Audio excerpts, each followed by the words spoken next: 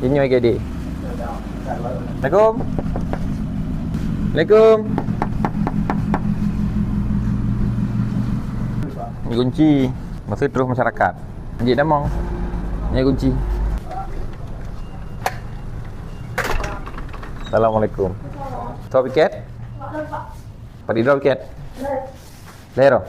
Dokter umum Didi. Yang harus piket malamnya dokter umum Ji? Barka. Terote? Suwardi. Mandua Hanaino. Adrono yang perawat Lero. Alasan dokter yang piket Hanai Tamong malamnya. Hana pemberitahuan. Kondisi lagi nyo wadro ni dalam Tamong Honda kena dari Pawadi. Posiplo. Menya seandainya bunuh na pasien kenlung yang jak. Pasien gawat darurat. Negunci pintu. Kiban kondisi pasien, masa pasiennya gawat darurat. Jadi wadro ne piket di IGD nyo Puskesmas Darul Aman Idicut. Harap bineh Jalan Negara. Posisi ni kunci. Urang drone hana jaga tengun. Pasien musuji gawat darurat melahirkan atau kecelakaan. Butuh penanganan untuk pasang oksigen. Urang masyarakat yang ja. Tok pintu nan buka. Nan buka.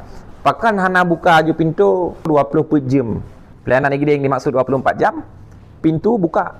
Jadi menyana yang piket lehedro atau dua dro, berarti siro tinggal. Nya daruratnya kan hana terprediksi. Contoh, kebakaran urung tutup, nya kan? Ambulan standby. Supir ambulan, drone supir ambulan. Drone ingin apa? Samping. Okey, kondisi ambulan good. Jadi untuk ukurnya berubah beknali model kunci-kunci.